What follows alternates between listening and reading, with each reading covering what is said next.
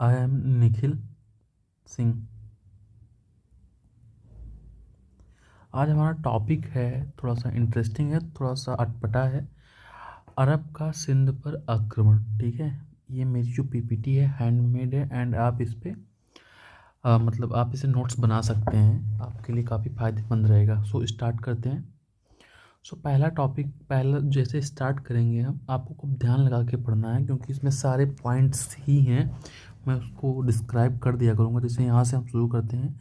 सिंध पर अरब आक्रमण का मुख्य घटनाकाल लगभग 711 सेंचुरी ईस्वी है। मतलब अगर पूछा जाए कि अरब ने भारत में मतलब सिंध पर आक्रमण कब किया था, तो 711 ईस्वी याद रखना। ठीक है, इसे उमैयद खलीफत के अधीन मोहम्मद बिन कासिम ने अंजाम दिया था। यह आक्रमण भारतीय उपमहाद्वीप में इस्लाम का पहला बड़ा राजनीतिक प्रवेश माना जाता है और सिंध को उम्मैद साम्राज्य के प्रशासन में जोड़ दिया जाता है। मतलब जो ये उम्मैद खिलाफत हैं, ये इस टाइम पे इराक के क्षेत्र पे शासन कर रहे थे। ठीक है, और इनकी बात जो राजा दाहिर जी से है कुछ नहीं बनी, इसलिए इन्होंने मोहम्मद बिन कासिम को बुलाया, जो यहाँ पे हैं मोहम्मद बिन कासिम को बुलाया और बोला सिंध पर अटैक कर देते हैं। और ये बात सबसे ज़्यादा याद रखना कि जो मोहम्मद बिन कासिम की इस टाइम पे एज थी वो बहुत ज़्यादा नहीं थी। उस समय इनकी एज वही 16 या 17 साल थी। ठीक है, अब कुछ इसकी ऐतिहासिक पृष्ठभूमि बनती है, उसको हम समझ लेते हैं। देखो, 7वीं या 8वीं शताब्दी में अरब साम्राज्य अपना विस्तार कर रहा था। वह पश्चिम एशिया, उत्तर अफ्रीका और कुछ हिस्सों में पहले ही फैल चुका था। समंदर के जरिए अरब और भारत के बीच व्यापार फल फूल रहे थे। ब्रह्मांडिक मरुस्थल मार्ग की तुलना में समुद्री मार्ग अधिक लाभदायक था। ये बात अभी भी देखा जाता है कि जो जल मार्ग होता है वो स्थल मार्ग से सस्ता होता है। ठीक है, सिंध महानंदा नदी के आसपास देवल, मुल्तान आदि बंदरगाह केंद्र व्यापारिक दृष्टि से महत्वपूर्ण थे। अब महानंदा नदी के बारे में अगर आप जानना चाहें तो ये ट्रिब्यूटरी है वसुंधरा नदी की। ठीक है, जो हिमगिरी हिल से निकलती हैं, उड़ीसा में है हिमगिरी हिल्स, याद रखना। ठीक है, उसके बाद स्थानीय राजनीतिक स्थिति में विभाजन था। राजाओं और स्थानीय सरदारों के बीच एक राय नहीं थी, इसलिए बाहरी आक्रमण के अनुकूल पर देखो, अगर कोई पूछे, वैसे मैं आगे बताऊंगा कि कारण क्या थे आक्रमण के, लेकिन ये सबसे बड़ा फैक्टर था कि हम घर में ही एकजुट नहीं थे, तो भाई बाहर वाला तो अटैक कर ही सकता है। ठीक है, अब कुछ आक्रमण के कारण हैं जो अलग अलग विद्वानों के अलग अलग मत हैं। पहला मत है समुद्री सुरक्षा और समुद्री डाकू। अरब जहाज पर देवल के निकट हिंद महासागर में डाकुओं के हमले की खबर थी। अरबों का कहना था कि राजा दाहिर इन डाकुओं को संरक्षण देता था। एक बार क्या हुआ था, उम्मैद खिलाफत जिसके बारे में मैंने अभी पढ़ाया था, इराक के क्षेत्र में शासन कर रहे थे, उनके लिए बहुत सारे तोहफे जा रहे थे। ठीक है, लेकिन क्या हुआ, सिंध के क्षेत्र पे जब वो जहाज पहुंची तब उस पर कुछ डाकुओं ने अटैक करके वो सारी जो कीमती उपहार थे उनको चुरा लिया। जब उमैयद खिलाफत ने राजा दाहिर जी को पत्र लिख के कहा कि आप इस पे थोड़ा सा एक्शन लीजिए, तब राजा दाहिर जी ने बोला कि देखो ये हमारा काम नहीं है, और जो हम ये जो डाकुओं ने आपकी जहाज़ लूटी है उनसे हमारा कोई मतलब नहीं है, हम उनको जानते भी नहीं हैं। ठीक है, एक रीज़न ये है, एक मतलब मत ये है। दूसरा मत है व्यापारिक हित। सिंध के बंदरगाह और व्यापारिक मार्गों को नियंत्रण में लाकर अरब व्यापार को सुरक्षित करना। ये भी माना जाता है कि उस समय अरबों की जो नज़र थी वो जल मार्ग पे थी कि अगर ये जल मार्ग हम अपने अंडर कर लें तो हमें काफ़ी अच्छा प्रॉफिट मिल जाएगा। ठीक है, उसके बाद है जो वो उम्मैद खिलाफत था, ये हो गया, ये हो गया। ठीक है, जो उम्मैद साम्राज्य के विस्तार नहीं, जो उम्मैद खिलाफत था वो बोलते थे कि हम, उनका जो विश्वास था, ऐसा मत है कि वो चाहते थे कि उनकी जो बॉर्डर लाइन है वो बढ़ती रहे। वो अपनी धार्मिक प्रतिष्ठा को बढ़ाना चाहते थे और राजनीतिक प्रतिष्ठा को बढ़ाना चाहते थे। ठीक है, उसके बाद है नैतिक धार्मिक कारण। ऐसा माना जाता है कि मुसलमानों की सुरक्षा अधिकार सुनिश्चित करना। हालांकि यह कारण बहुधा परिचित व राजनीतिक उद्देश्यों से जुड़ा था। इस मत को आप ज़्यादा कंसिडर मत किया करिए, ठीक है, लेस कंसिडर मैं लिख दे रहा हूँ। उसके बाद बोलते हैं कि अब भाई जो अटैक हुआ सिंध पे, जो अरब इन्वेजन हुआ, उसमें मतलब किसने नेतृत्व किया। अब उस समय जो उस आक्रमण का नेतृत्व कर रहा था मोहम्मद बिन कासिम, जिससे मैंने आपसे पहले ही बताया कि उस समय ये शायद 17 या 18 16 या 17 साल का था। ये युवा सेनापति था। देखो 17 से 20 साल, बहुत ये अलग अलग बुक्स में अलग अलग एज इसमें दिया गया है, ठीक है। तो इस बात को आप लेके कोई इशू मत बनाइएगा। आदेश देने वाला कौन था, अब मैंने पहले ही बता दिया, अल हजाज बिन यूसुफ, इराक के गवर्नर ने इसे भेजा, ठीक है। सैन्य संरचना, अब उसकी जो सैन्य संरचना थी वो भी काफ़ी अलग थी। घुड़सवार थे, पैदल सेना थी, सिरेन थे जो मतलब नाविक दल होता है, और बड़ी बड़ी मजनीके, मजनीके मतलब जो दीवारें होती हैं उनको मजनीके तोड़ने के लिए होती हैं, ठीक है, खासकर देवल व शहरों की दीवारों को गिराने के लिए, ठीक।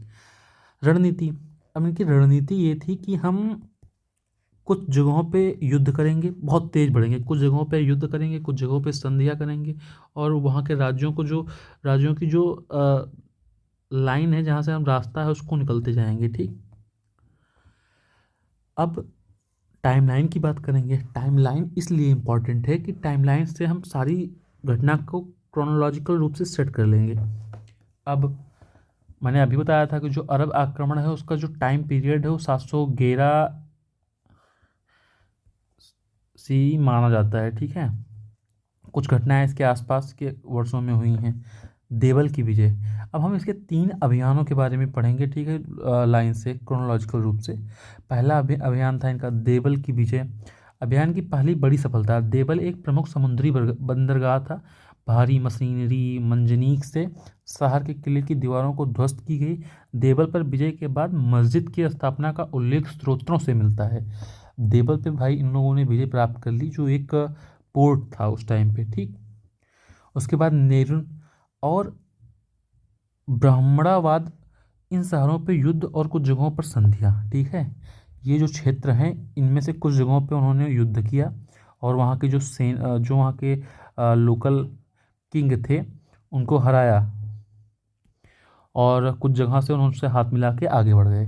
फिर अरोर, मैं मानता हूँ ये अरोर का जो युद्ध है, मैं क्या मानता हूँ, अरोर का युद्ध एक निर्णायक रूप से साबित हुआ। यहाँ राजा दाहिर के साथ निर्णायक मुठभेड़ हुई, दाहिर मारा गया और अरोर गिर गया। यह मोड़ निर्णायक माना जाता है, ठीक है। यहाँ पे क्या हुआ, जब इन दोनों कासिम की सेनाओं और राजा दाहिर की सेनाओं में मुठभेड़ हुई, तो क्या हुआ, कासिम, अब भाई उस टाइम पे क्या ऐसा था कि राजा दाहिर हाथी पे बैठ के युद्ध लड़ रहे थे। हाथी पे इसलिए बैठते थे क्योंकि उनको पूरी सेना से कोऑर्डिनेट करना होता है। जान लो यहाँ पे हाथी पे बैठे हैं तो पूरी सेना से कोऑर्डिनेट करते थे, ठीक है। लेकिन क्या हुआ, जब उनकी हाथी भयभीत होके गिर गई, जिससे उनकी सेना में भगदड़ मच गई और कासिम जीत गया, और जो ये थे राजा दाहिर थे वो मारे गए, ठीक है। उसके बाद मुल्तान, मुल्तान का अधिग्रहण। मुल्तान जो धार्मिक और आर्थिक केंद्र था, सूर्य मंदिर के लिए विख्यात था, पर भी अधिकार किया गया और वहाँ संपत्ति को खजाने में डाला गया। जो देखो मुल्तान के क्षेत्र पे एक मंदिर थी, सूर्य मंदिर, बहुत विश्वविख्यात है। वहाँ पे युद्ध हुआ और वहाँ के कुछ जो खजाना था उसे राजा के खजाने में डाला गया और वहाँ से आगे बढ़ा गया, ठीक है। आगे उत्तर की ओर सीमित प्रयास, मोहम्मद बिन कासिम ने आगे बढ़ने की कोशिश की, पर प्रतिरोध और स्थानीय परिस्थितियों के कारण सीमित सफलता मिली। मतलब उस समय गुर्जर, प्रतिहार, पाल ये सब थे, तो इन्होंने इनको उत्तर में आगे बढ़ने ही नहीं दिया। प्रशासनिक नीतियाँ और व्यवस्था, ठीक है। स्थानीय अमलों का समावेश, अब इनकी नीतियाँ क्या थी, मोहम्मद बिन कासिम ने स्थानीय प्रशासकीय ढांचे का उपयोग किया और बहुत से स्थानीय अमलों मालिकों को उनके पदों पर बनाए रखा ताकि प्रशासन सुचारू रूप से चले। सिंध को उमैयद के प्रांत के रूप में शामिल करना, सिंध को प्रांतीय ढांचे में जोड़ा गया और अरब गवर्नर की नियुक्ति हुई।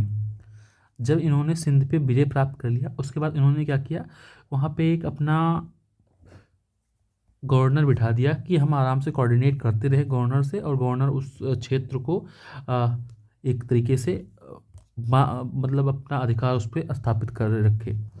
अब राजस्व नीति कैसी थी? भूमि कर, जिसे हम उसमें बोलते हैं जायद, को अधिकतर व्यवहारिक रूप से जारी रखा गया। नए करों जैसे जजिया, जजिया के बारे में भी आगे बताऊंगा, का प्रावधान हुआ, पर भूमि संबंधी व्यवस्था में बड़े परिवर्तन नहीं किए गए। मतलब भूमि से जो भूमि के नियम पहले राजा दाहिर ने बनाए थे, उसी भूमि नियम को बनाए रखा गया, लेकिन कुछ करों में थोड़ी सी चेंजेस की गई। ठीक है। कानून और न्याय व्यवस्था, इस्लामिक कानून शरिया के तत्व लागू हुए। ठीक। पर स्थानीय परंपराएं और पूर्व व्यवस्थाएं भी चलती रहीं। वास्तविक जीवन में मिश्रित प्रणाली रही।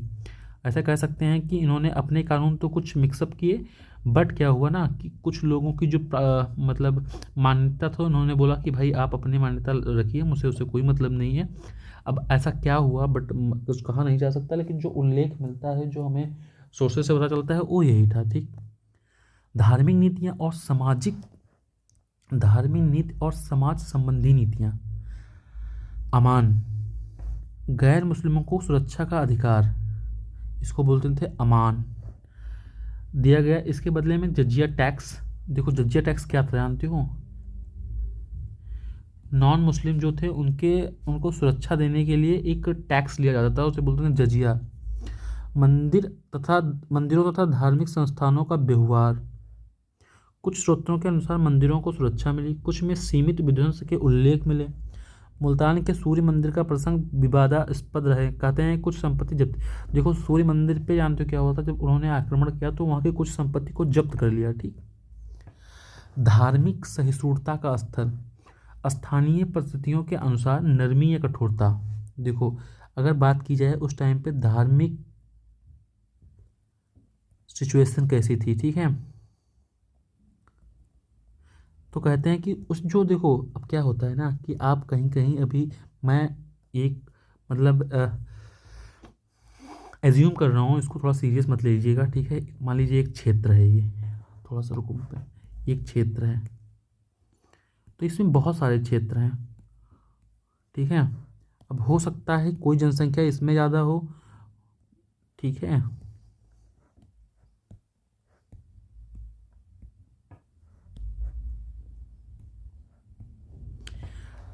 कहा गया कि इसमें परिस्थितियों के अनुसार से नरमी या कठोरता, मान लो इस क्षेत्र में एक वर्ग ज़्यादा है तो उसके अनुसार से शासन व्यवस्था चलाई गई। ठीक है। इस हिसाब से वहाँ की शासन व्यवस्था कहीं कहीं नरमी थी, कहीं कहीं कठोरता था। ठीक है। हाँ, ब्राह्मणों और समर्थकों के विरुद्ध कभी कभी कड़ी नीतियाँ अपनाई गई। बौद्ध व शूद्र के साथ अपेक्षाकृत नर्म व्यवहार का उल्लेख मिलता है। समझ गए ना? मतलब क्या समझ गए? सांस्कृतिक सांस्कृतिक, आर्थिक और सामाजिक प्रभाव, व्यापार में वृद्धि। अरब भारतीय व्यापार में समुद्री संपर्क, देखो जब अरबों ने आक्रमण किया सिंध पे और वहाँ पे अपना क्या नाम है कनेक्ट अपने मतलब अपना प्रभाव बढ़ा लिया, तब उन्होंने क्या किया, यहाँ से खजाने भर भर की खूब भेजी, तो भाई वही संपर्क बढ़े। भाषा और सिक्के, जैसे किसी क्षेत्र में किसी एक समुदाय का जब अधिकार बढ़ेगा तो भाई वो अपने हिसाब से चीज़ें लागू करेगा। अरबी लेखन, कुछ प्रशासनिक शब्द सिक्कों पर अरबी प्रभाव दिखाई पड़े। धार्मिक प्रसार, अब इस्लाम भाई जब इंटर ही किया 711 ईस्वी में, जब इंटर किया तो उन्होंने अपना रंग दिखाया। राजनीतिक रूप से इस्लाम में प्रवेश हुआ। सामाजिक स्तर कन्वर्जन कुछ क्षेत्रों में समय के साथ हुए। भाई कन्वर्जन किस लिए होते थे? जो शूद्र थे वो क्या करते थे, उनको अपने धर्म में, जैसे हिंदू धर्म में क्या होता था, बहुत शूद्रों के प्रति एक कंजर्वेटिव विचारधारा थी, तो वो कन्वर्ट होकर मुस्लिम बन जाते थे। भाई उनको सब थोड़ा सा वहाँ आराम मिलता था। संस्कृति का मिश्रण, इंडो अरब संस्कृति आदान प्रदान शुरू हुआ। वास्तुकला, संगीत कला में क्षेत्रों में मिश्रण, ये तो अभी भी देखने को मिल जाएगा। दीर्घकालिक प्रभाव, सिंध को आगे के मुस्लिम आक्रमणों के लिए आधार माना गया, परंतु उत्तर भारत तक तुरंत व्यापक राजनीतिक नियंत्रण नहीं बन पाई। अब उसको मैंने बता दिया था कि जो पाल गुर्जर प्रतिहार थे उन्होंने आगे के आक्रमण को रोक लिया। आक्रमण की सीमाएं और सफलताएं, उत्तर भारत में आगे, एक मिनट, उत्तर भारत में आगे वृद्धि न होना। अब आगे वृद्धि क्यों नहीं हुई? मोहम्मद बिन कासिम के साथ साथ उम्मीद और बाद में शासकों द्वारा उत्तर भारत में बड़ा अस्थायी अधिकार स्थापित नहीं किया। देखो इसलिए नहीं किया जा सका क्योंकि उस टाइम पे ये जो वंश थे उस समय वहाँ पे राज कर रहे थे और इन्होंने खूब जम के विरोध किया और उनको आगे नहीं बढ़ने दिया। ठीक। भौगोलिक और प्रशासनिक कठिनाइयाँ, दूरस्थ प्रांतों का शासन व स्थल नियंत्रण बनाए रखना चुनौतीपूर्ण था। ये भी पढ़ लेना यार। ऐतिहासिक स्रोत और विवाद। अब विवाद क्या है और सोर्सेस क्या हैं, ये थोड़ा सा इम्पोर्टेंट पॉइंट है, इसको अच्छे से सुनना। अरब सोर्सेज कौन कौन से हैं इस अरब इन्वेजन को लेके, ठीक है। अलबरूनी, अल्बरूनी जैसे जैसे बाद के विद्वानों के अलावा कई अरबी कार्निकल्स जैसे अल बलाजरी, अल इसराही के अभियान का वर्णन मिलता है। भारतीय सोर्सेस क्या हैं, भारतीय पुराण, स्थानीय किंवदंतियाँ, बाद में राजपूत तथा क्षेत्रीय अभिलेखों में संकेत मिलते हैं। देखो अभिलेख जो लिखाए जाते थे, अभिलेख कहाँ पे लिखाए जाते थे, अभिलेख मतलब कोई जो एक टफ सरफेस होती थी उस पर छेद छेद करके लिखाए जाते थे, उससे भी पता चलता है कि अरब आक्रमण कैसे हुआ था। ठीक। अब विवादित मुद्दे क्या हैं, राजा दाहिर का चरित्र के बारे में विवाद है, मंदिरों का विनाश व संरक्षण के बारे में विवाद है, जजिया की मात्रा मतलब जो जजिया कर नॉन मुस्लिम पे लगाया गया था कितने कितना कर लगाया गया तो इसको लेकर विवाद है, विद्वानों का मतभेद है। कुछ आधुनिक इतिहासकार इसे धार्मिक आक्रमण के बजाय आर्थिक राजनीतिक अभियान मानते हैं। भाई मानते होंगे, मैं नहीं मानता हूँ। आधुनिक व्याख्याएं, अलग विचारधाराएं, कुछ धार्मिक विस्तार का हिस्सा मानते थे, कुछ इसे उम्मैद साम्राज्य की राजनीतिक और धार्मिक आर्थिक नीतियों के रूप में देखते थे। अब आ जाएंगे ऐतिहासिक महत्व। देखो सबसे मेरे हिसाब से किसी भी टॉपिक का सबसे इम्पोर्टेंट पोर्शन यही होता है। ठीक। भारत में इस्लाम का पहला संगठित प्रशासनिक प्रवेश ये हुआ। सिंध अरबी इस्लामी प्रशासन का केंद्र बन गया। आगे कुछ मुस्लिम आक्रमणों का बुनियाद। अरब भारतीय व्यापार और सांस्कृतिक संपर्कों की मजबूती मिली। अरब भारतीय व्यापारी और सांस्कृतिक संपर्कों की मजबूती मिली। यह घटना मध्यकालीन भारतीय इतिहास की दिशा निर्धारित करने में एक प्रारंभिक क्षण थी। ओके, समझ गए ना। अगर कुछ समझ में नहीं आया तो बताना। So thank you for watching and take care. पढ़ो अच्छे से। और आपके लिए क्वेश्चन है कि अरब पहले आए थे भारत पे, सिंध पे अटैक किया था या तुर्क, कमेंट बॉक्स में आंसर देना। Thank you. अगर आपने पूरा लेक्चर देखा है तो, नहीं तो आप भी जाएंगे किलो के भाव।